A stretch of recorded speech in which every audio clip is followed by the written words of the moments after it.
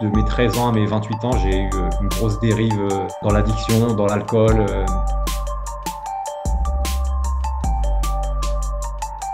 Le meilleur moyen pour changer ses addictions, c'est de changer d'environnement. Donc j'ai pris mon sac à dos et je suis parti en Australie, la boxe thaï en Thaïlande, la capoeira au Brésil, le yoga en Inde, le kung-fu avec les moines Shaolin en Chine. Rien, personne ne sait comment assouplir, si tu veux. Moi, j'aime bien dire ouvrir le corps des adultes. Bonjour à toutes et tous, j'espère que vous allez bien. Aujourd'hui, on va parler de souplesse, de mobilité, de force avec Julien Desmarais, que j'ai l'honneur de vous présenter. C'est un chercheur dans le domaine de la souplesse, des arts martiaux, des arts du corps. Donc, merci à toi, Julien, d'être présent. Bienvenue. Salut, Julien. Salut Guillaume, merci à toi de me recevoir. Je suis ravi d'être avec vous. Je vais te présenter un petit peu. Mais surtout, je pense que c'est toi qui vas nous présenter, mais en gros, tu as séjourné et appris le Kung Fu pendant plusieurs mois donc, au Temple Shaolin. Tu as Oui. aussi été formé en capoeira. Tu as été aussi formé en yoga pendant des mois. En fait, tu as un parcours qui est hyper inspirant. Si aujourd'hui j'ai envie de t'interviewer, c'est parce que tu as cette expertise du corps et tu as la partie que je n'ai pas développée personnellement. La souplesse, c'est vraiment mon point faible. Et c'est vraiment là-dessus que je cherche en ce moment. Et avec toi, j'ai trouvé des réponses. Donc, dans un premier temps, est-ce que tu peux nous partager un petit peu ton parcours? Pourquoi tu en es arrivé à devenir l'expert au niveau de la souplesse et des arts du corps? Mon parcours, en fait, quand j'étais enfant, je vais commencer par l'enfance. Je pense que c'est la base d'une expérience de vie. Finalement, quand on est enfant, on est encore nous-mêmes. On n'a pas été vraiment influencé par la société, par les croyances des individus qui nous entourent, qui nous influencent. Et donc, quand j'étais petit, en fait, je ressentais une attirance vers les arts martiaux, les moines Shaolin que je voyais à la télé, Jean-Claude Van Damme, fan de Jean-Claude Van Damme à 100%. Donc, quand j'ai eu 7 ou 8 ans, mon oncle m'a donné une cassette vidéo. Donc, à l'époque, je sais pas si vous connaissez les cassettes vidéo, ceux qui nous écoutent, mais les VHS à l'ancienne avec un magnétoscope. Et donc, j'ai eu le film Bloodsport, donc le premier film qui a vraiment révélé Jean-Claude Van Damme. Tous les coups sont permis en français. Et j'étais vraiment fan de lui. Et donc, j'ai toujours plus ou moins donné des coups de pied, levé mes jambes, etc. Quand j'étais petit, j'étais vraiment passionné par ça. J'ai fait de l'aïkido, bon, rien à voir, c'est quand même un art martial, mais j'ai fait 10 ans d'aïkido, donc il y a pas du tout de percussion, il n'y a pas de coups de pied, etc. Mais quand même, j'étais attiré comme ça par cet esprit asiatique, etc. Après, il y a eu Kickboxer aussi de Jean-Claude Van Damme, donc ça se passe en Thaïlande. Et donc ça, c'était un petit peu ce qui a marqué mon enfance. Et ensuite, dans mon chemin de vie, bah, je me suis un peu plus perdu dans mon adolescence. J'ai essayé de m'intégrer, etc. Et puis j'ai commencé à fumer, j'ai commencé à boire beaucoup. Et donc ça a influencé beaucoup ma vie. De mes 13 ans à mes 28 ans, j'ai eu une grosse dérive dans l'addiction, dans l'alcool. Le côté obscur de la force. Le côté obscur de la force, ouais, si on veut, j'ai expérimenté, ouais, voilà, des choses et d'autres, mais toujours en vouloir pousser mes limites. J'avais quand même cet esprit, j'ai toujours eu en moi, en fait, cette envie de repousser les limites. Et donc, bah, forcément, quand on repousse les limites avec l'alcool, bah, on va de plus en plus loin et donc on devient de plus en plus capable de boire et donc ça crée des problèmes supplémentaires. Bon, pour faire simple, cette partie de la vie-là, donc elle m'a quand même duré 15 ans, dépression, etc. Et à mes 28 ans, j'ai décidé qu'il était temps que je commence à vivre vraiment et que je me reprenne en main, parce que sinon, bah, en fait, j'allais simplement mourir sans avoir vécu, ce que je trouvais vachement triste. Donc j'ai eu un peu quand même la pertinence d'esprit de me dire qu'il était temps que je me reprenne en main. Je suis parti. Le meilleur moyen pour changer ses addictions, c'est de changer d'environnement. Donc j'ai pris mon sac à dos et je suis parti en Australie Là, t'avais quel âge? avec.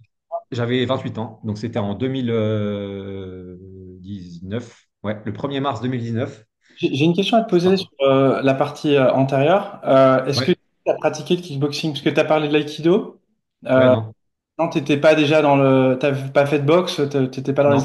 Dans cette période-là, jusqu'à mes 28 ans, j'ai commencé la musculation à 17 ans. Donc, de 17 ans à 28 ans, donc 11 ans de musculation. Je faisais de la musculation pour le paraître. principalement, puisque bah, à l'intérieur, j'étais pourri, comme j'aime bien dire, rotten en anglais.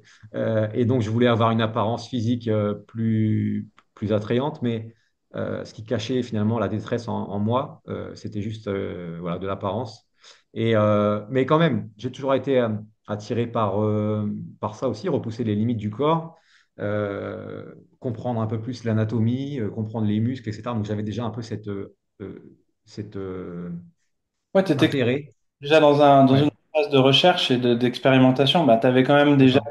le côté expérimental sur le corps et tu étais dans une quête. Tu n'étais pas si destroy que ça. Je veux dire, même si tu picolais, euh, Ouais. c'est une vie moins saine qu'aujourd'hui, mais tu avais quand même aussi une certaine discipline de vie. Enfin, j'ai l'impression que Oui, la chance ouais. est disciplinée. Tu n'étais pas non plus un junkie dans la rue, destroy, quoi. Enfin, Non, c'est ça. Non, c'est ça. La musculation, ça m'a permis de rester sur le chemin, même si j'étais loin sur les côtés. Oh, tiens, ça fait 3 jours que des fois je faisais des week-ends sans dormir, etc. Drogue, alcool. Je me disais, ah tiens, bon là, il serait temps que j'aille dormir et que je mange des protéines parce qu'il faut que je retourne à la muscu. Donc ça m'a quand même un peu euh, gardé dans un certain passage. Ça m'a évité d'aller trop loin. Et ça m'a aussi permis de développer une certaine expertise et de partager. J'ai toujours eu aussi cette envie, cet élan d'aller vers les gens et de leur expliquer mes connaissances. Et donc, en salle de muscu, quand je voyais quelqu'un faire un exercice de manière non pertinente ou qui se positionnait mal, etc., bah, j'allais naturellement vers lui, lui proposer quelques infos pour l'aider. Et donc, bah, j'ai aussi appris avec le temps que c'était mieux que j'attende qu'on vienne m'inviter à donner de l'information plutôt que la donner moi-même sans qu'on me la demande. Mais c'est un processus qui s'apprend aussi. juste, tu faisais quoi comme travail à l'époque, là, du coup? Ah Non, oui, alors j'étais salarié dans le traitement de l'eau. Parce que j'ai fait des études j'ai fait une licence professionnelle dans le traitement de l'eau. Donc je travaillais dans l'industrie. J'étais technico-commercial itinérant pendant 8 ans. J'ai fait ça. J'étais en déplacement le soir. Des fois, voilà, j'avais un travail très normal. J'étais salarié comme 95% de la population française, même mondiale. Mais c'était pas forcément un rythme de vie qui me convenait, mais je ne le savais pas. Je pensais que c'était déterminé. Je pensais que parce que j'étais sorti de l'école, j'étais destiné à faire ça toute ma vie. Je ne pouvais plus apprendre autre chose. Je pensais que, voilà, enfin, je ne voyais pas en fait mon avenir. Quand j'étais dans cette phase de ma vie, je vivais au jour le jour et pour moi, il n'y avait pas d'espoir. Donc, le week-end, il fallait que je m'échappe de cette vie qui ne me plaisait pas. Voilà. J'en parle avec les mots d'aujourd'hui. Je n'avais pas forcément cette conscience là à l'époque, mais voilà. ouais. Donc, en effet, j'étais pas non plus junkie dans la rue. J'avais une vie normale en apparence, mais le jeudi soir, le vendredi, le samedi toute la journée, le dimanche toute la journée, je buvais quoi. Il y En avait gros. ouais, un petit côté destroy quand même dans cette vie qui semblait quand même d'extérieur assez équilibré, mais en fait qui n'était pas quoi. Ouais, c'est ça. Ok. Et donc la transition a eu lieu. J'ai commencé à comprendre un peu. J'ai fait un événement de développement personnel à l'époque. C'était On quoi? m'avait invité et j'ai commencé à comprendre un peu le système de croyance, le fait qu'on pouvait finalement remettre en question ce qu'on pensait vrai, que ce qu'on pensait vrai n'était que des croyances justement et c'est pas la réalité, c'est notre point de vue sur le monde. Une vision. Ouais, ça m'a permis de comprendre qu'en fait j'avais juste des lunettes, hein, un Ok. prisme de vue sur le monde et que en fait si je changeais mon prisme, j'allais changer ma vie. Hmm. Et donc, ça m'a mis un petit déclic. Mais j'avais déjà décidé, avant cet événement, de partir en Australie. Et donc, ça m'a aidé, ça m'a donné ça m'a donné des clés pour me remettre en question. Et donc, en fait, mon année d'Australie, j'ai passé 1 an en Australie, j'ai continué à travailler dans le traitement d'eau. Mais j'avais quand même cette idée, OK, moi je veux devenir indépendant financièrement. Donc Hmm. j'ai commencé à faire du business. J'ai fait un peu toutes sortes de trucs, du dropshipping, du print on demand. J'ai fait du marketing de réseau. Je me suis intéressé à la crypto-monnaie. J'ai fait plein de trucs. Certains ont marché un peu, d'autres n'ont pas marché du tout. Mais voilà, c'est aussi ce même processus de on essaye, on voit si ça marche pas, on fait des erreurs, on adapte. C'est comme ça que j'ai appris aussi ben, tout ce que je sais aujourd'hui sur le mouvement, c'est ce Ouais. même processus de vie en fait. J'essaye quelque chose par moi-même, ça marche pas, j'en tire des leçons, je réessaye autre chose, et puis ben, on finit par trouver un truc qui marche, et c'est comme ça qu'on avance. Pour dire, en fait, vers 28 ans, tu as fait un événement, un séminaire de développement personnel. Et là, du coup, tu as réorienté un petit peu. Il y a eu un switch qui s'est fait, justement, avec tes croyances. pour finalement reprogrammer un petit peu ton futur. Et Ouais, c'est ça. t'as pris la décision d'avoir un peu plus d'ambition, de prendre les choses un petit peu plus en main, de te recadrer au niveau de la santé peut-être aussi, au niveau des... Ouais. Bah, en fait, le vrai déclic, c'est progressif. C'est que j'aime bien expliquer aux gens souvent qu'il il y a deux façons de changer. Soit c'est par la souffrance, soit c'est par la prise de conscience. Mais dans tous les cas, il y aura une prise de conscience. Donc, avant ou pas, il y a la souffrance. Donc, si tu fais rien, tu réfléchis pas sur toi-même, etc., tu souffres. La vie est bien faite, elle te fait souffrir tant que tu n'es pas dans le bon chemin pour toi. Tu souffres, tu souffres, tu souffres, tu accumules de la souffrance, et donc à un moment donné, cette souffrance te pousse à te questionner et à prendre conscience. Donc, soit en fait, on peut écouter les gens inspirants et trouver des modèles et s'en inspirer et enlever cette phase souffrance, si on veut pas passer par là.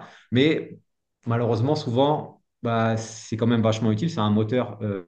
Euh, c'est un moteur qui nous pousse au changement et à la prise de conscience. Et donc, moi, c'est ça, cette accumulation de souffrance avec l'alcool et ma vie comme ça en dépression et tout, qui m'a poussé à me poser des questions et à prendre conscience. Et c'est là que dans cette démarche, j'ai rencontré des gens qui m'ont invité à aller dans ce séminaire, qui a été un déclic, qui m'a ouvert les perspectives. En effet, j'ai compris que je vivais une vie qui n'était pas adaptée pour moi et surtout qu'elle n'était pas déterminée, que je pouvais la changer, Ouais, que je ouais. pouvais toujours évoluer, que je pouvais remettre en question. Donc c'est là que le processus a commencé et donc c'était adapté avec mon changement d'environnement, mon désir d'arrêter mes addictions. Donc j'ai tout laissé en France, j'ai quitté mon travail, j'ai quitté ma copine, j'ai quitté, enfin bon, à l'époque c'était pas super forcément comme relation avec un dépressif alcoolique de toute façon, donc Mm. voilà. Donc j'ai quitté mon travail, j'ai rendu mon appartement, voilà, et je suis parti en Australie en laissant tout en France, plus d'alcool, plus de cigarettes, plus de drogue, plus rien. Depuis que j'ai pris l'avion, depuis le 1er mars 2019, Ouais, c'est toujours excellent. toujours actuel aujourd'hui. Ça a été difficile d'arrêter comme ça ou ça a été ça? Non, je pense que ce qui est difficile, c'est pas d'arrêter, c'est de prendre la décision d'arrêter. Ce Mm. qui est difficile, c'est pas d'arrêter, c'est de d'accepter qu'on est malade ou qu'on a des problèmes, d'accepter que ça peut pas durer, ça peut plus durer, il faut changer, c'est ça en fait, c'est la prise de décision qui est difficile. C'est Mm. pas le faire c'est facile, il suffit d'arrêter de boire en fait, c'est pas compliqué d'arrêter de boire. En fait, il suffit de pas boire. Tu vois, je le banalise, mais c'est vrai en fait, parce que c'est pas compliqué d'arrêter de boire. Il suffit de ne pas faire en plus. C'est même pas comme si ça nécessitait une action de notre part. Il suffit de ne pas faire. Mm. Mais C'est pour pas faire ça, non, mais c'est ça. Mais pour faire ça, il faut re-questionner. Il y a Tony Robbins qui parle des 6 besoins humains, qui sont la consistance, la variété, la significance, donc le besoin de se sentir important, la connexion avec les autres, la croissance et la contribution. Ça, c'est les 6 besoins humains. Et il explique que dans les 4 premiers, donc à part la croissance et la contribution, les 4 premiers, on trouve tous des moyens de les remplir. D'accord? Mais soit ces moyens-là, ils peuvent nous servir, soit ils peuvent nous desservir. Et moi, l'alcool, bah, ça me remplissait tous les besoins euh, mais d'une manière qui ne me servait pas. Donc, en fait, pour pouvoir arrêter l'alcool, il ne faut pas simplement arrêter l'alcool, il faut se demander quels besoins cette addiction remplissait et exactement. trouver des nouveaux moyens qui vont nous servir pour devenir la personne qu'on a envie d'être, Mm. de combler ces besoins-là. Donc, Et en ouais, fait, ouais. Qu'est-ce qui va combler finalement ce besoin qui était rempli par l'alcool? Maintenant, par quoi tu vas remplacer? Et surtout, d'identifier quel besoin ça comblait, quoi. Et c'est c'est vrai que ça. j'aime bien ce travail sur les croyances et sur tu sais, la phrase dont tu as dit la croyance a le pouvoir de te construire ou de te détruire, tu vois. Et c'est vrai que j'ai été formé en coaching aussi, donc en hypnose et en coaching, donc tout ce travail de reprogrammation. Ouais, Et c'est puissant, c'est assez hallucinant comme on a sous-estimé. Moi, c'est à partir de 40 ans que j'ai 47 ans, hein. C'est en gros il y a 7 ans que j'ai compris ça et c'est depuis 7 ans que je me suis transformé. C'est-à-dire que j'étais conditionné par mes propres croyances d'origine parce que j'avais cette croyance que c'était figé et qu'on pouvait pas faire évoluer les choses. Et c'est vrai que ouais. ça a été ça c'est aussi pour les gens qui nous écoutent quoi. Vraiment on peut se transformer quoi mais ça vient juste de nos croyances. Et souvent, au bout d'un moment, notre croyance, elle nous détruit. C'est-à-dire qu'il y a un moment donné, une croyance, elle vieillit et elle s'effondre, tu vois. Et donc, c'est là qu'il Mm. faut, pour construire une nouvelle croyance, pour renaître, en fait, et créer une version, la version améliorée.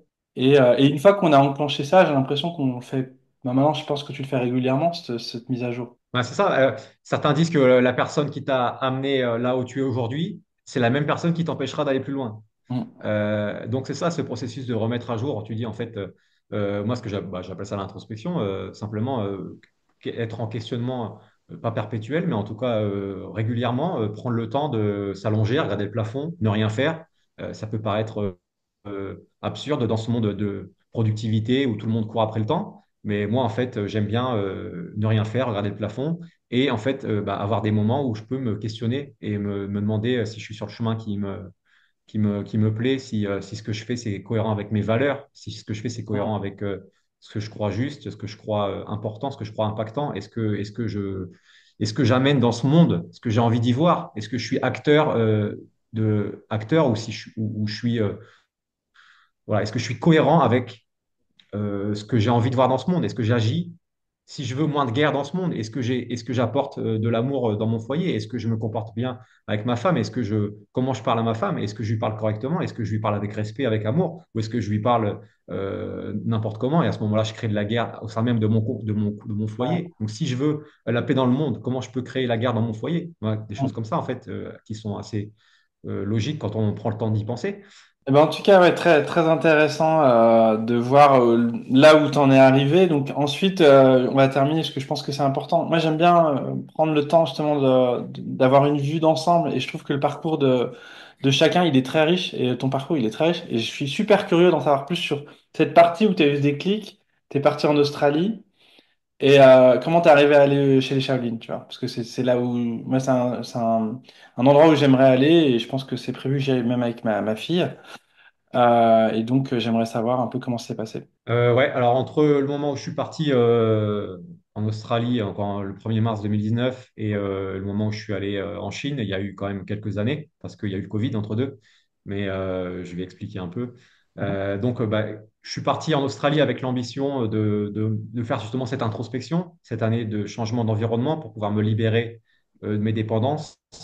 Donc, j'ai d'ailleurs écrit un manuscrit là-dessus qui m'a juste, c'est un peu un manuscrit exutoire. C'est pas quelque chose que j'ai édité pour le partager avec les gens, mais je l'ai appelé de la dépendance à la liberté. Et justement, j'ai un peu identifié ces étapes qui m'ont permis de m'en sortir, en tout cas de l'addiction. Mais là, je parle d'addiction, mais c'est juste simplement le déconditionnement de la vie, entre guillemets, qu'on croit devoir vivre quand on est désaligné avec soi-même. Ce manuscrit, il est accessible quelque part? Bah non, justement, il n'est pas accessible. Je l'ai, mais je l'ai pas édité, je l'ai pas Il mis en appelle- forme suffisamment pour le partager. Mais je le partage à qui le veut, surtout pour les gens qui ont des addictions. Mais c'est pas quelque chose, voilà, qui a un rendu parfait, etc., pour être partagé à plus grande échelle. Voilà. Ok, Mais d'accord. bon, si certains auditeurs, auditeurs ou enfin, gens qui nous voient sur les chaînes, sur les réseaux, veulent plus d'infos sur ça, je peux le partager gratuitement. Ça sera mon plaisir de vous aider à sortir de vos addictions. L'Australie, ça m'a permis cette introspection, ce changement d'environnement. Donc, j'ai questionné mes croyances, j'ai questionné ma manière de manger, j'ai questionné ma manière de m'entraîner, j'ai questionné ma manière de penser, j'ai questionné ma manière de travailler. Et voilà, pour identifier ce qui me servait encore vers là où je voulais aller et ce qui me servait plus. Donc, ce qui était dépassé, comme tu disais juste avant, les croyances qui m'ont servi à un moment, mais qui ne me servaient plus pour aller là où je voulais aller. Et donc, j'ai décidé d'aller chercher plus de liberté dans ma vie. Moi, c'est vraiment quelque chose qui était important pour moi, la liberté, l'envie de découvrir des nouvelles choses et de redevenir finalement la personne que j'étais avant de dériver vers les addictions, c'est-à-dire mes rêves d'enfant, l'enfant en moi, qu'est-ce qu'il voulait? Il voulait les arts martiaux, il voulait Jean-Claude Van Damme, il voulait le grand Hmm. écart, il voulait la boxe thaïlandaise. Et donc, je me suis dit, ça y est, c'est le moment. Ça y est, là, j'ai fait un peu d'argent. Donc, en Australie, on gagne plus ou moins bien sa vie en tant que salarié. Donc, j'ai gagné quand même relativement bien ma vie. En même temps, j'ai essayé du business, etc.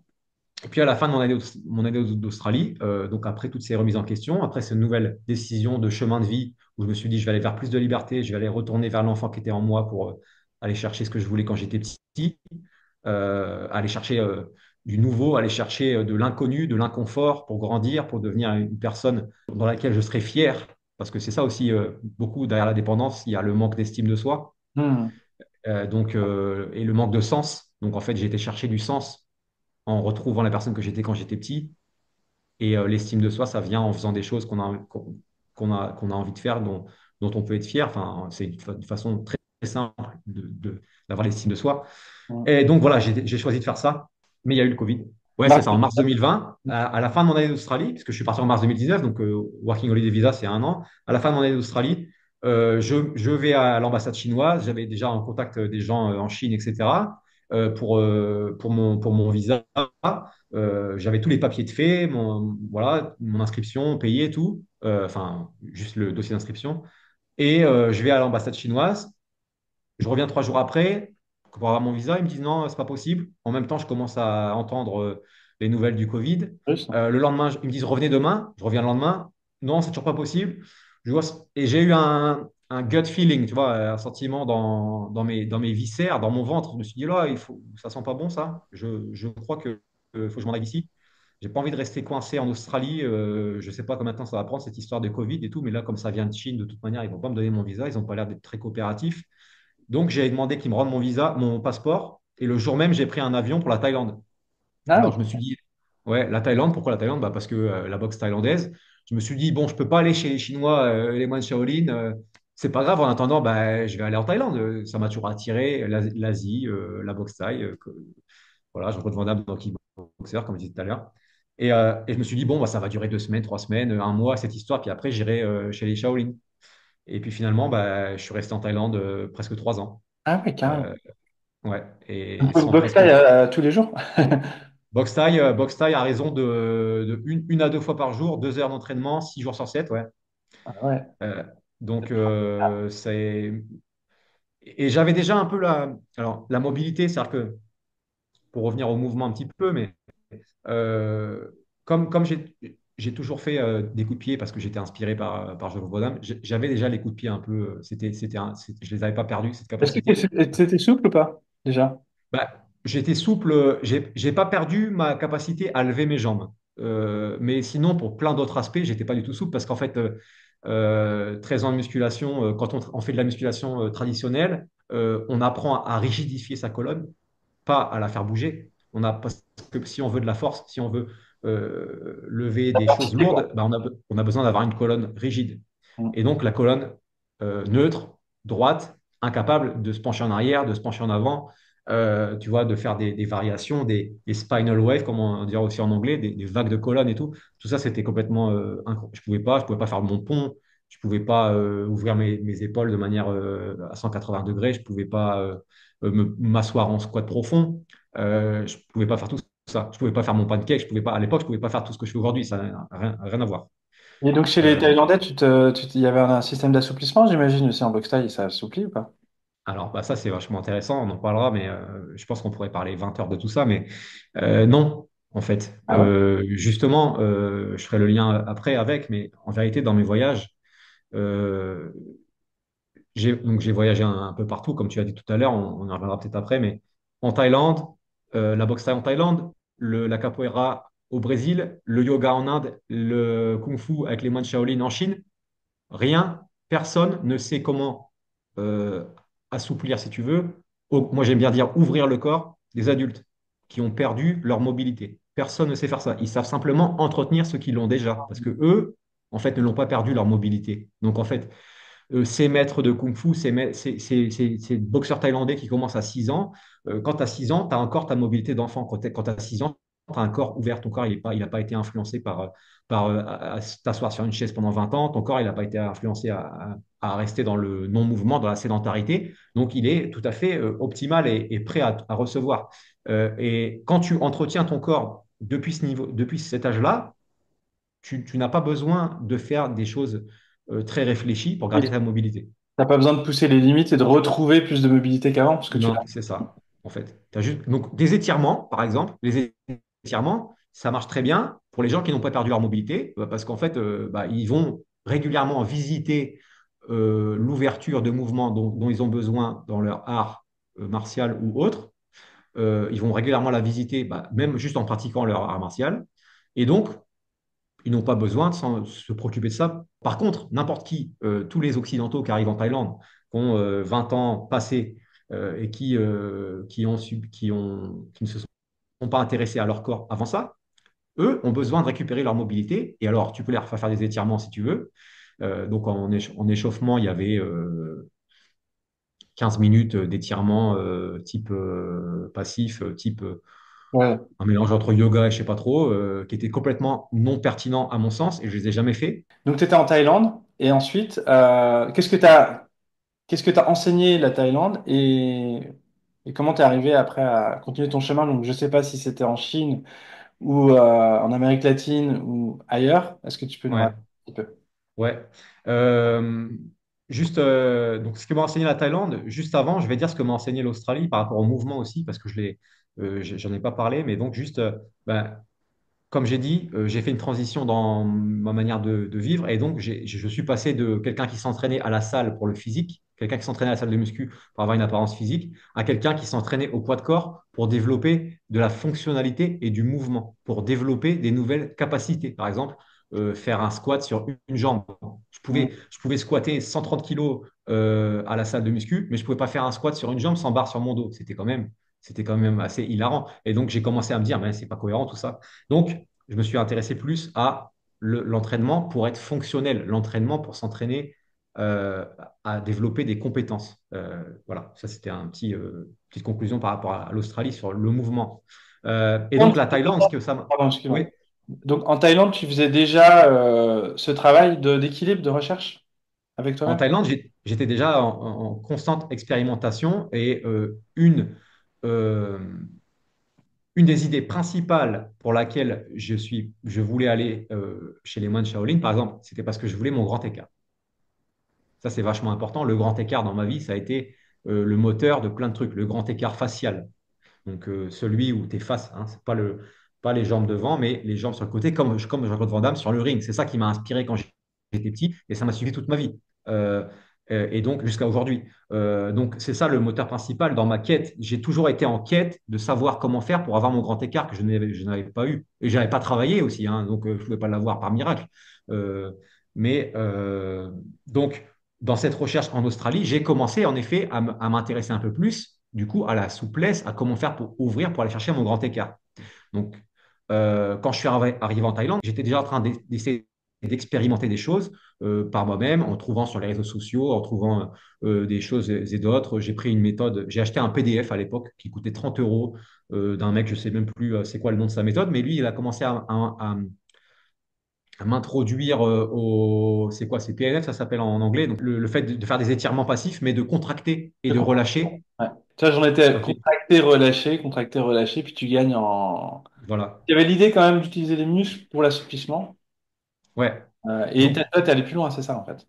c'est ça, donc, enfin, c'est ça en fait. Si tu veux, le résultat de qui je suis aujourd'hui et de comment je travaille, c'est un ensemble, comme je disais avant, d'essais et d'erreurs et d'apprentissage par moi-même. J'ai d'abord expérimenté à travers moi, puisque j'étais moi-même un individu qui avait perdu sa mobilité d'enfant et qui voulait la retrouver. Je ne suis pas un individu qui a gardé sa mobilité d'enfant et qui est là pour dire aujourd'hui aux gens, regardez, c'est facile, pourquoi vous n'y arrivez pas? Moi, j'y arrive. Non, j'ai fait le boulot moi-même. J'avais pas la mobilité, j'avais pas mon squat, j'avais pas mon squat profond, j'avais pas Ouais. mon pancake, j'avais pas mes écarts, j'avais pas mes ponts, j'avais rien de tout ça. Et ça a été un processus qui m'a pris beaucoup de temps parce que je l'ai fait par moi-même. Je l'ai fait sans guidance. J'ai pas pris quelqu'un qui savait faire pour qu'il m'explique. Ouais, Euh, t'as cherché par toi-même.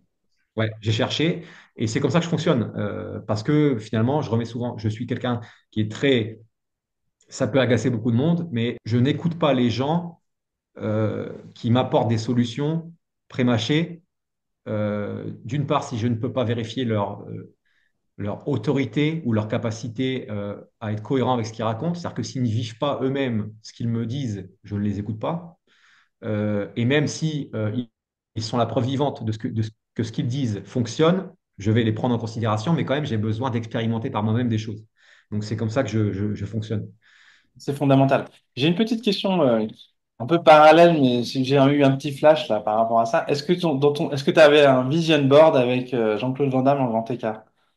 Non, mais j'ai jamais fait de vision board. Ah, on l'a jamais fait. Ok. Non, j'ai jamais fait de vision board, mais bien sûr que c'était dans ma tête.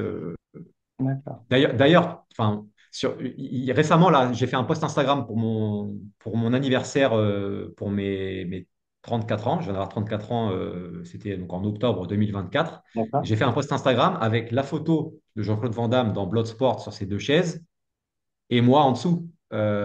Et c'est ça mon vision board, mais c'était jamais, si tu veux, je l'ai jamais, il était tellement ancré en moi que j'avais pas eu besoin de le manifester sur du papier, quoi, tu vois. C'est intéressant ça. Ouais. Que j'ai Euh, visualisé tu sais, avec ce projet qui t'a porté d'avoir ce résultat avec le mentor, en fait, le mentor là, qui est représenté par Jean-Claude Van Damme, avec cet ouais. objectif, tu vois, depuis tout petit. Et Ouais. t'as attendu un certain temps, mais tu l'as eu et bravo pour ça, c'était la persévérance, quoi. Comme quoi, tu vois aussi, euh, souvent les gens ils abandonnent, ils se disent bon ben maintenant c'est trop tard, mais c'est jamais trop tard en fait. Moi, l'objectif du grand écart, ben j'ai pas eu autant de, c'est pas un objectif aussi poussé que le tien. Moi, c'est plus combler un manque. J'ai envie d'être plus souple, mais j'ai pas essayé de projection. Et je pense que c'est ça qui me, moi, quand je t'écoute, je me dis, ah, il faut que je m'identifie aussi peut-être à un objectif sur un résultat extérieur. Parce que là, c'était purement en mode confortable. C'est pour mon confort, pour mon entretien. Moi, c'est plus dans l'objectif. Je sens que si tu veux que les muscles, avec le temps, bah, ils ont tendance à se rétracter et qu'il bah, il faut les étirer pour entretenir justement le niveau que j'avais, qui n'était pas non plus développé, mais qui était quand même plus supérieur à la moyenne, on va dire, et qui était limité et que j'ai jamais réussi à péter. Tu vois, en gros, il est bridé, mon système, et donc avec toi, ben, j'ai déjà un petit peu débridé d'ailleurs. Mais on en parlera après, c'est la prochaine, c'est la suite. Mais ouais, je voulais juste rebondir là-dessus par rapport au fait que quand on a un plan, pour les gens qui ont des plans, des vieux plans en fait, il est encore temps, si vous avez votre idée, c'est de faire de la musique et de faire un concert avec 10 000 personnes, et même si vous avez 50 ans, ben, vous avez encore du temps pour le faire, quoi. Et c'est vrai que ça, Ouais. j'adore, parce que c'est ce que tu as eu aussi, c'est que tu n'as pas lâché ton rêve en fait. Le seul obstacle, le seul vrai obstacle dans votre vie entre vous et ce que vous voulez, c'est vous-même. Et moi, souvent, encore il n'y a pas longtemps, ma copine elle m'a demandé de quoi j'avais vraiment peur. Ben, de quoi j'ai vraiment peur? Moi, j'ai peur de moi. J'ai peur de ma capacité à nuire à moi-même. Euh, parce qu'on est tous capables du meilleur comme du pire. On a tous de l'ombre et de la lumière. Et pour moi, il y a pas, ça n'a pas forcément de sens de vouloir mettre seulement la lumière en avant, parce qu'on ne peut pas, en fait. Il y a la joie, il y a la tristesse qui va avec. S'il y a l'enthousiasme, il y a la dépression. Enfin, c'est pas forcément tout à fait opposé, c'est pas le même niveau, mais donc c'est vachement important de prendre tout ça en considération et de se souvenir que vraiment la seule limite, la seule chose qui nous limite, c'est nous-mêmes en fait, c'est nos croyances. Encore une fois, les croyances limitantes, on revient à ça, le système de croyances. Et le grand écart, souvent les gens me demandent, ils me disent, mais Julien, moi je m'en fous du grand écart. Mais je leur dis, mais c'est super en fait. Moi aussi, je m'en fous du grand écart. En vérité, c'est pas vrai parce que moi je m'en fous pas parce que ça m'a toujours motivé. Mais le but, c'est pas le grand écart, c'est que le grand écart motive à se diriger vers le grand écart, aller vers le grand écart. Moi, mes formations ou mes programmes, tout ce que je partage, c'est pour être en chemin vers. En fait, ce qui compte, c'est le chemin vers, c'est pas la destination. Le grand écart, on s'en fout en lui-même. Tu sais faire un grand écart, ça ne changera pas ta vie. Par contre, le travail que tu auras fourni et la mobilité de hanche requise pour aller chercher le grand écart, et la discipline mentale que tu auras cultivée et la capacité de résilience et d'adaptation pour que ton entraînement soit persistant dans le temps, c'est ça qui va t'apporter de la valeur. C'est la personne que tu deviens en chemin vers le grand écart qui va t'apporter de la valeur. C'est pas le grand écart en lui-même. Mais en effet, certains ont besoin d'un objectif pour se mettre en mouvement, d'autres non. Alors, si vous n'avez pas besoin d'objectifs précis pour vous mettre en mouvement, mettez-vous en mouvement. Ce qui compte, c'est d'être en mouvement. Si par contre vous avez besoin d'un objectif, en effet, bah, le grand écart pour moi, c'en est un beau, mais ça ne veut pas dire qu'il faut l'avoir pour. Il n'y a pas un avant-après grand écart Ouais, sur bah, le plan. l'apprentissage, il est vraiment dans l'esprit, justement, qui a grandi de persévérance et la grande difficulté, elle est dans la discipline, donc plutôt dans l'esprit que dans le corps en plus, parce que le corps, finalement, si tu te disciplines bien, ce que tu répètes souvent dans tes vidéos, il y a des phases de régression, des phases d'amélioration, mais qu'en fait, c'est la constance qui permet d'avoir des résultats. Et ça, c'est l'esprit qui permet d'avoir ça. C'est le fait de dire je vais m'entraîner, je vais faire mon étirement. Aujourd'hui, je l'ai fait, mais j'ai galéré. Je l'ai fait, tu vois, mais en gros, je l'ai pas fait en mode ah trop bien, je vais le faire. Là, je l'ai fait en mode contraint.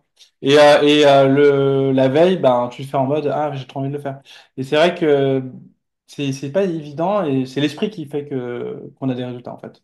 Moi, c'est ce que je ressens aussi. Ouais. C'est le travail par le corps. Pour moi, en fait, dans la vie, il y a quatre dimensions. La dimension physique, la dimension émotionnelle, la dimension mentale, la dimension spirituelle. Si tu veux travailler sur toutes les dimensions en même temps, travaille sur ton corps.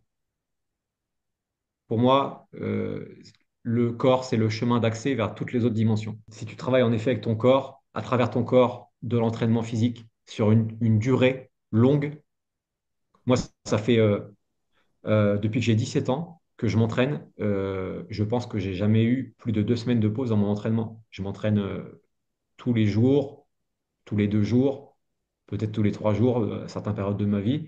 Mais ça fait depuis que j'ai 17 ans, donc aujourd'hui j'ai 34 ans, ça fait 17 ans que je m'entraîne en continu. Ben, quand tu fais ça, en fait, tu développes des capacités mentales, comme je viens de l'expliquer.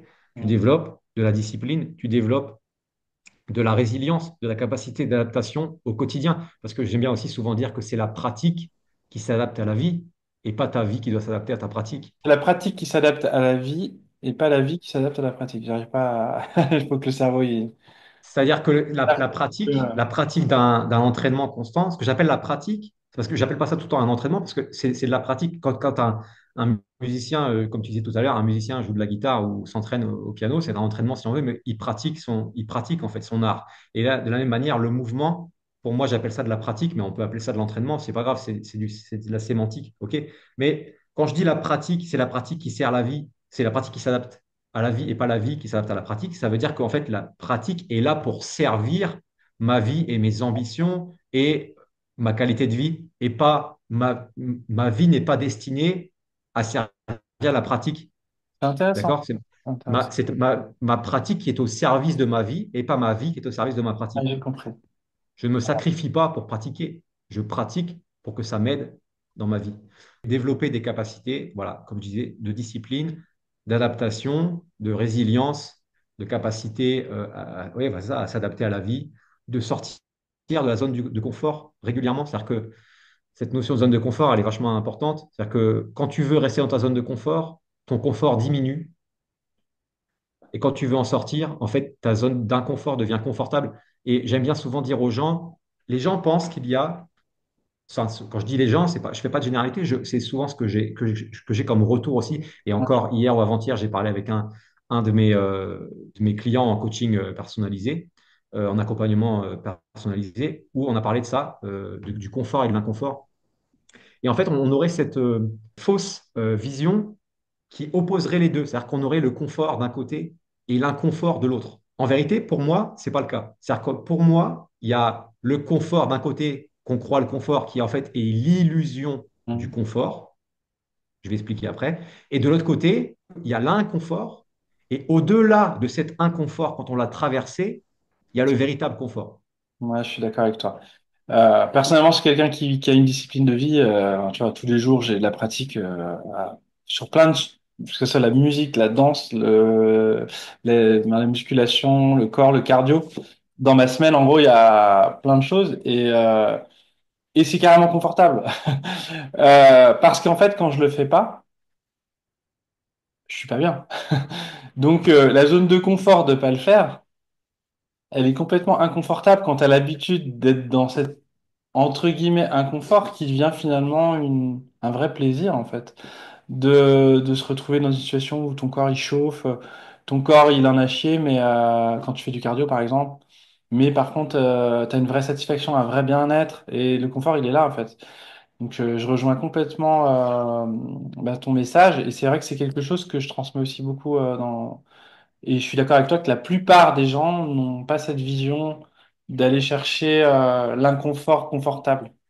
Bah, ils n'ont pas conscience que l'inconfort devient vraiment une vraie source de plaisir et de satisfaction, quoi. Cette vision, en fait, là, je partage ce que tu dis, et de manière aussi purement factuelle, c'est-à-dire qu'en plus de cette vision que je partage totalement, bah, le confort, si tu restes dans ta zone de confort, elle ne reste pas stable, elle se réduit. En fait, il y a rien de stable dans la vie. Il n'y a que perpétuel changement. Et c'est comme un arbre qui soit il croît, soit il meurt, mais il n'est pas stagnant en mode maintenance. Ouais, je Et comprends. quand tu veux maintenir ta zone de croissance, de confort, par exemple, tu ne veux plus sortir de chez toi, parce que dehors, c'est inconfortable. Mais en fait, tu vas finir par être complètement inconfortable chez toi, parce que tu peux pas, ta zone de confort va continuer à se réduire. Tant que tu ne vas pas chercher à l'étendre, soit tu l'agrandis, soit elle se rétrécit. Donc en fait, le fait de rester dans la zone de confort va te mettre dans un endroit où tu seras dans l'inconfort partout et tout le temps, et tu ne l'auras pas choisi. Tu vas Mm. subir l'inconfort non choisi parce que tu as voulu rester dans le confort. Et par contre, si tu choisis, déjà quand tu choisis, c'est plus facile, hein. On te met dans deux situations différentes. Une, t'as choisi de venir, l'autre, tu n'as pas choisi. Tu Tu n'as pas subis. choisi, tu subis. Tu as Mm. choisi, tu es content. Tu vois, tu sais pourquoi tu es là. Donc, si tu choisis consciemment tous les jours d'aller dans l'inconfort, de faire quelque chose de nouveau, de faire quelque chose que tu n'as pas l'habitude de faire, d'apprendre une nouvelle chose, de lire un nouveau livre, je ne sais pas, tout ce que tu veux. C'est pas que la pratique physique, on ne parle pas Mm. que de mouvement. Ici, je parle de choses en général, de croissance. Si tu as l'habitude, tu habitues ton cerveau à aller chercher cet inconfort, eh bien, cet inconfort devient confortable. Et donc, au lieu d'avoir une zone d'inconfort, 99,9% du monde, c'est ton inconfort, et tu es, dans le confort à 0,1, ben en fait, tu changes. Le monde devient confortable. Moi, j'ai voyagé dans plein de pays du monde. Aujourd'hui, tu me mets dans la plupart des pays du monde, je ne suis pas dans l'inconfort. Je ne suis pas en train de me dire, mince, comment je vais communiquer avec les gens? Mince, comment je vais prendre les transports en commun? Mince, qu'est-ce que je vais manger? Mince, comment je vais dormir ce soir? Voilà, non, j'ai pu aller régulièrement dans ces questions-là. Et donc, aujourd'hui, c'est devenu ma zone de confort parce que j'ai voulu étendre ma zone de confort. Ça me fait penser au fait que le confort devient la satisfaction, en fait. Le vrai confort, c'est d'être satisfait du cheminement et de l'accomplissement. Et que l'inconfort, c'est quand t'as, quelque part, quand t'as pas vraiment eu un changement. Et c'est vrai que souvent, la stagnation, elle n'existe pas, en fait. C'est C'est soit, ça, voilà. soit on est en train de grandir, soit on est en train de s'affaiblir. Ouais, c'est ça. Et tu sais, comme tu disais pour les étirements, mais même si pour faire une courbe stabilisée, c'est de l'entretien, hein. Donc ça veut dire que ça demande des efforts quand même. Oui. Et c'est-à-dire que soit on travaille pour avoir une constance, mais en fait l'idée c'est aussi de pouvoir croître et puis d'aller plus loin, quoi. Ok, super. En tout cas, merci déjà par rapport à tout ce que tu nous as raconté. Maintenant, on va reprendre un petit peu l'histoire. On continue l'histoire Ouais. de ton On parcours. est arrêté. Ouais. Et est-ce que tu peux nous donner un petit peu la suite du coup de ton chemin? Ouais, donc on était arrêté en Thaïlande. Donc, ce que la Thaïlande m'a appris, justement, c'est que, en effet, comme je disais juste avant, personne ne sait vraiment comment ouvrir le corps des adultes qui ont perdu leur mobilité. Ça, c'était un constat clair. Ensuite, ça m'a appris beaucoup de choses sur le volume d'entraînement que quelqu'un est capable de faire, la capacité de travail. Je vais en parler. Sur le squat profond, j'ai vu des gens en Asie, dans la rue, 70 ans passés, en squat profond, les talons au sol, le cul par terre, enfin presque, complètement à l'aise, en position de repos. Les travailleurs qui font du béton, n'importe quoi, qui posent du carrelage, ils sont comme ça. Tout le monde dans la rue est comme ça, en Asie. Et je me suis dit, mince, mais en fait, nous, on ne sait pas le faire. Je voyais, donc à l'époque, j'avais une copine thaïlandaise. C'est aussi ce qui m'a permis de m'intégrer vraiment à la culture et de mieux comprendre. Je parle thaïlandais d'ailleurs. Donc, je parle thaïlandais comme un gamin de 6 7 ans, hein. Je ne suis pas là pour parler de philosophie. On pourrait pas faire cet entretien en thaïlandais, mais voilà. Et donc, je voyais ma copine thaïlandaise qui faisait tout au sol. Elle avait une bassine, elle faisait la vaisselle, la lessive, tout comme ça au sol, en étant en squat profond, avec les talons au sol. Et je me suis dit, mince, mais moi, pourquoi je ne peux pas le faire? Et je regardais son angle, donc l'angle entre son pied et son tibia, ce qu'on appelle la dorsiflexion, c'est-à-dire la capacité de ramener son pied vers soi le plus proche possible de son tibia, d'accord, de faire un angle aigu. Cette capacité-là, chez elle, elle était incroyable. Il y avait un angle de, je sais pas, 30 degrés à peine. Et moi, c'était presque un angle droit. Hmm. C'est-à-dire, je ne pouvais pas ramener mon pied plus qu'à l'angle droit. Et donc, bah, forcément, je ne pouvais pas tenir en squat profond. Et donc, des choses comme ça, toutes simples, en fait. J'ai remis en question le fait de voyager, ça permet de remettre en question ce qu'on fait chez nous, ce qui est bien, ce qui est mal. Tout n'est pas mal dans le monde occidental, mais bah, j'ai pu aussi voir les limites et voir une autre approche, voir une autre façon de penser, une façon plus ancestrale, plus instinctive de vivre, plus simple, sans meubles dans la maison, pas de chaise, on s'assoit au sol pour manger, en tailleur. On va au temple au temple bouddhiste, on est assis au sol. Les Occidentaux iraient au temple bouddhiste comme ça les Thaïlandais, incapables de s'asseoir.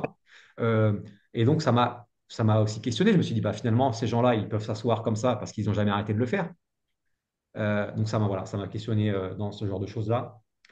Et la capacité de travail, quand tu vois des boxeurs thaïlandais qui s'entraînent donc 2 heures, 2 fois par jour, donc 4 heures par jour, plus s'ils s'entraînent pour un combat, ils courent 10 km, plus des milliers de kicks dans le sac à répétition, et le lendemain, ils recommencent 6 jours sur 7.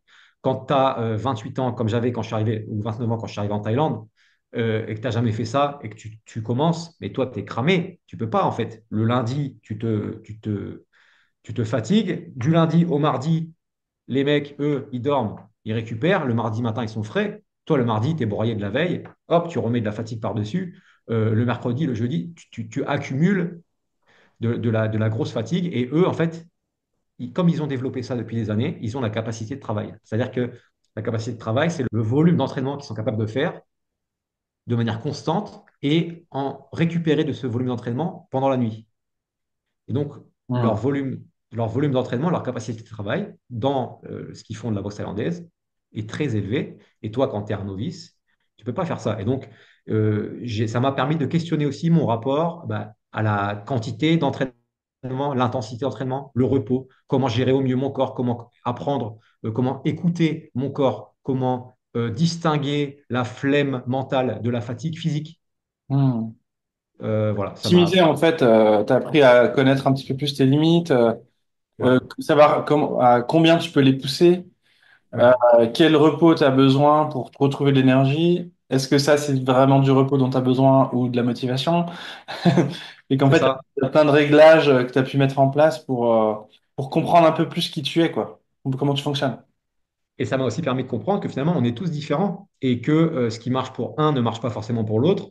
Et que certains diront, il faut s'entraîner tous les jours pour faire ceci et cela. Ça peut être vrai pour certains, ça peut marcher pour certains, mais pas pour d'autres. Dans le processus de recherche, de mouvement, il faut réussir à se sortir des on-dit et des consignes générales et vraiment voir ce qui marche pour nous. Mais ça, je pense que c'est valable dans la vie en général. Pas croire les gens sur parole, en fait. Essayez ce que les gens disent. Pourquoi pas? Essayez par vous-même. Essayez de vous l'approprier. Voyez si ça vous sert ou si ça vous dessert. C'est OK, en fait, on n'est pas tous pareils. Et il n'y a pas de solution miracle. Il n'y a pas de one size fit all, comme on dit. Hmm. Une taille pour tous. Ok, donc alors là, tu étais donc 3 ans, c'est ça, Ouais, en Thaïlande, et 3 ans en ensuite, Thaïlande. Et puis, qu'est-ce qui s'est passé? euh, Donc on était en pendant cette 2000, 2000 combien? Alors ça, j'ai fait 3 ans, c'était pas en continu parce que justement, je suis parti en Inde entre deux.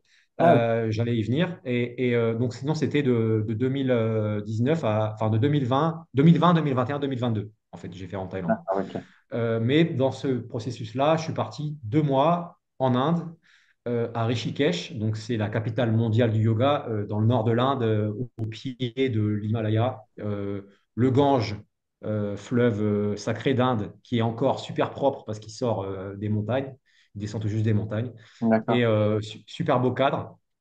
Et je suis allé là-bas en recherche, pareil, je me suis dit, tiens, le yoga, il y a une approche de la souplesse, Hmm. Je veux voir c'est quoi leur approche de la souplesse. Est-ce que eux, ils savent comment on fait pour développer un corps souple? Puisque les boxeurs thaïlandais, ils savent pas. Bon, moi, j'étais en train d'expérimenter mon propre truc de mon côté aussi, hein, toujours en expérimentation. Donc là, je me dis, bon, je vais aller voir comment ils font en Inde. Ça tombe, ils vont m'apporter des clés incroyables et je vais sortir mon grand écart, ça y est, parce que j'avais toujours pas mon grand écart. Donc c'était ça la motivation principale. Puis ça m'a toujours vachement intéressé aussi la culture. Essayer d'aller chercher un peu justement cette philosophie, cette sagesse un peu ancestrale qu'on a gardée, qu'on a su conserver, qu'on a su intégrer à la modernité en Asie, qu'on n'a pas gardé chez nous, en fait. Nous, on a les remèdes de grand-mère, on ne sait même plus pourquoi c'était là et on s'en fout parce que ça n'a plus de sens. Nous, on est sur la science, on est sur la modernité. On a oublié notre héritage ancestral. Donc Donc, je suis en parti Inde, en du coup, Inde. tu es parti chercher donc toujours cette quête de la souplesse et du grand écart. Ouais. Donc comment ça s'est passé là-bas? Et donc, bah, ça s'est super bien passé. C'était vachement enrichissant. Donc, j'ai fait 500 heures, une formation de 500 heures. Donc, c'était sur 2 mois, intense, 10 heures par jour. C'est pas que de la pratique physique, hein. Il y a aussi de la théorie, de l'anatomie. Donc, l'anatomie humaine, la compréhension du corps humain, pardon, des mouvements, euh, la philosophie yogi, les écrits, etc., les chakras, la spiritualité, voilà, les corps énergétiques, enfin tout ça, c'est super intéressant. Ça m'a apporté beaucoup de connaissances. Je cherchais aussi à trouver un certain équilibre dans ma vie. J'avais aussi cette quête-là, donc j'ai Ouais, pas bah, perdu. en Inde, c'est vrai qu'on cherche aussi cette quête intérieure, d'harmonisation intérieure aussi. Ouais. Et aussi trouver cet équilibre entre mes ambitions de croissance, mais aussi l'acceptation que je suis déjà très bien comme ça. Parce que depuis tout à l'heure, j'ai parlé de croissance, j'ai parlé d'objectifs, j'ai parlé de choses comme ça, mais il ne faut pas oublier dans ce processus que, OK, on peut avoir des objectifs pour suivre un chemin, mais il faut aussi pouvoir avoir la capacité d'apprécier ce chemin et de se dire, OK, si je ne vais pas à cet objectif, c'est pas grave, ça ne change pas que je suis un humain valable, que je suis enough, quoi, que je suis assez comme ça. J'ai pas besoin de me développer plus pour m'aimer, ok? Donc il y a ça aussi Ouais, que cette j'ai essayé de... pression qu'on se met, c'est vrai que j'ai eu aussi ce cheminement, surtout dans le domaine entrepreneurial où tu te mets une pression d'objectif et qu'en fait tu deviens presque avec toi-même un peu dur sur des exigences, tu sais, que tu te mets et qui te mettent une pression. Et donc là, tu as réussi à avoir une petite soupape de décompression, c'est ça? Non, j'ai pas réussi à ce moment-là, mais j'étais en quête.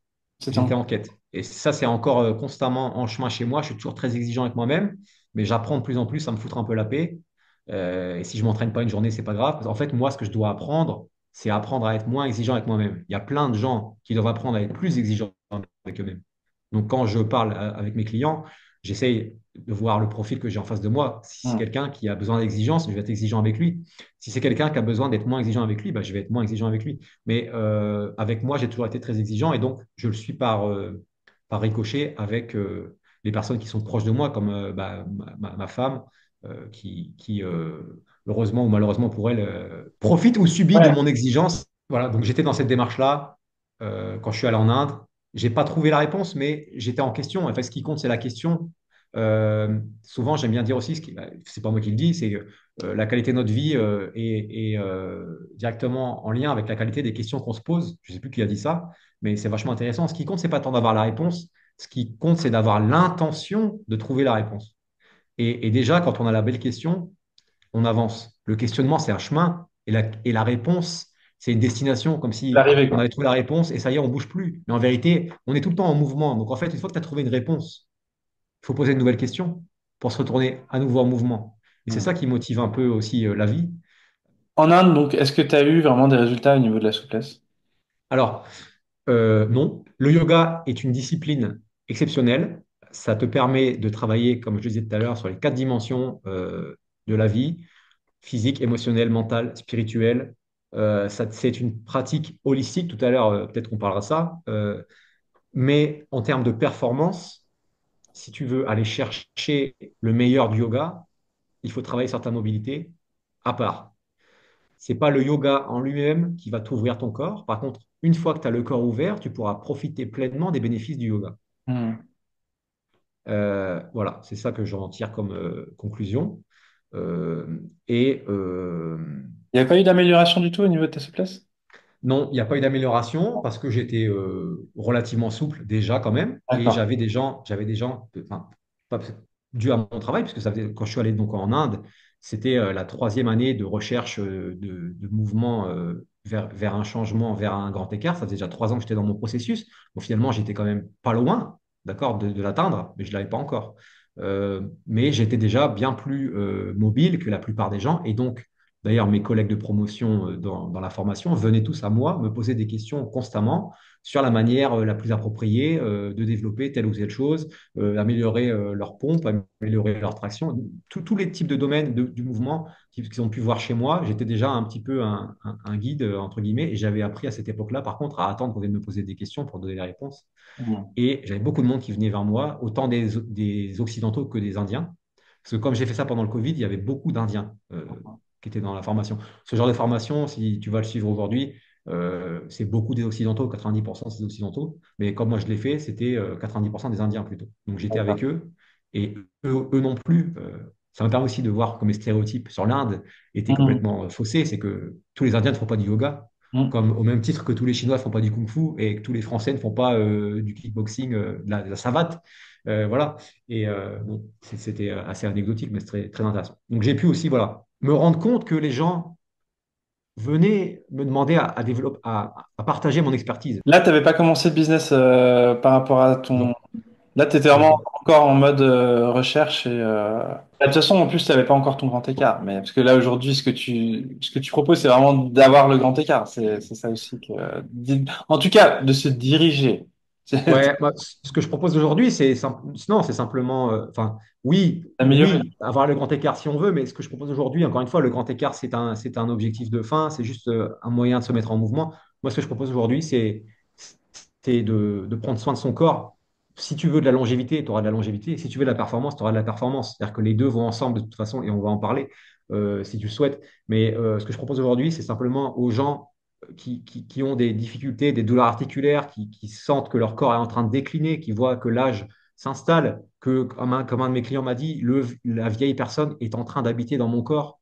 Bah, ces gens-là, qui se sentent vieillir, qui se sentent restreints dans leur mouvement, je leur propose de retrouver un corps fort et souple. C'est ça que je propose. Donc, Ouais, ça ne veut c'est pas dire ça. d'aller chercher un grand écart. Ça veut dire au quotidien, toucher ses orteils, pouvoir jouer avec ses enfants, pouvoir pratiquer son sport favori, améliorer sa pratique des arts martiaux s'il le souhaite, améliorer sa pratique de la danse, améliorer sa pratique du crossfit, améliorer sa pratique de la musculation. En fait, toutes les pratiques de mouvement, toutes les disciplines sportives, elles ont besoin de mobilité. La mobilité, c'est la force et la souplesse conjuguées. Si tu n'as pas la mobilité et que tu l'as perdue, que tu es un adulte, que tu veux la retrouver, c'est pas en pratiquant ton sport que tu vas retrouver ta mobilité. C'est en pratiquant la mobilité au service de ton sport que tu vas retrouver ta mobilité. Il y a encore une dernière étape et après on passe aux questions vraiment plus sur l'assouplissement. Mais j'ai envie de savoir comment tu t'es retrouvé à faire de la capoeira. La capoeira, alors, capoeira, pareil, je me suis dit, tiens, cette discipline, elle a l'air incroyable. Ils font plein de trucs.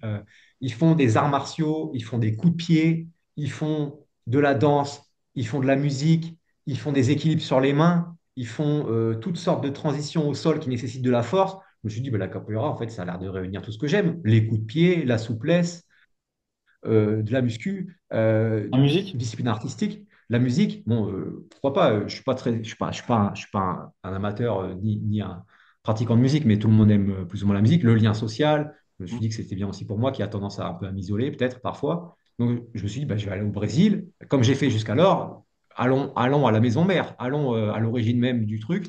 Bah, je suis allé au Brésil et j'ai appris de la capoeira. Et alors, à ce niveau-là, à ce moment-là dans mon parcours, la capoeira, ça m'a appris encore une fois que bien sûr, eux non plus ne savaient pas comment ouvrir le corps des adultes. Euh, voilà, c'est pas pour leur jeter la pierre, mais bon, c'est la vérité. Par contre, je me suis rendu compte de mes grosses limites en mobilité du haut du corps, parce que jusqu'alors, j'avais travaillé ma mobilité de hanche principalement pour mes écarts, etc. J'avais essayé d'ouvrir le bas de mon corps. Quand je suis arrivé à la capoeira, c'était en septembre 2022. J'étais super. J'étais super, je commençais déjà vraiment à être très bien au niveau bas du corps, mais en haut du corps, très mauvais. Le pont, mauvais. La colonne, mauvais. Les épaules, les rotations d'épaules, très mauvais. La capacité de mettre son coude dans les côtes pour faire plein de trucs au sol. Donc, très frustré. Les poignets, point faible. Donc, ça m'a identifié pas mal de points faibles. Et je me suis questionné, OK, bah, en fait, il serait temps que je m'attarde un peu plus sur le haut de mon corps aussi. Et que je... Donc, ça m'a aussi poussé voilà, à développer différemment mon approche. T'es resté combien de temps au Brésil? Je suis resté 40 jours au Brésil parce que à l'époque j'avais rencontré ma femme actuelle et que bah, c'était le tout début de notre relation en fait et j'avais plein de projets mais c'était difficile sentimentalement donc je suis rentré un peu en France après et D'accord. après on est parti voyager ensemble et tout mais donc j'ai écourté un peu mon pour deux raisons pour cette raison sentimentale et puis bah, pour le fait que j'étais vachement frustré finalement j'ai pas pu faire ce que je voulais parce que je croyais que je serais capable de faire des trucs de fou. Et en fait, j'ai vu les limites de ma mobilité. Donc aujourd'hui, je comprends aussi les gens qui sont dans ce cas de figure, en fait, qui font par exemple des arts martiaux, qui peuvent pas faire des coups de pied en hauteur parce qu'ils sont frustrés, enfin, parce qu'ils sont pardon, limités par leur mobilité. Donc j'ai été dans ce cas de figure. Et la réponse que j'ai trouvée, bah, c'est de travailler sur la mobilité à part pour pouvoir à nouveau l'utiliser après et améliorer ma pratique de la discipline en question. Tu fais des tractions entre tes oreilles et tes avant-bras, là, comme ça, c'est super, les gars, mais en fait, et si on faisait des tractions complètes? Peut-être posez-vous la question, si on parle, là, on parle purement de ça, des arts martiaux, est-ce que vous êtes capable? De quoi êtes-vous capable, en fait? C'est bien la peine de développer ta souplesse, si tu ne peux pas l'utiliser dans ton art martial, par exemple. Pour moi, c'est ça le secret, hein. Le secret, il est là. Une information qu'on sort comme ça, mais c'est des années de compréhension.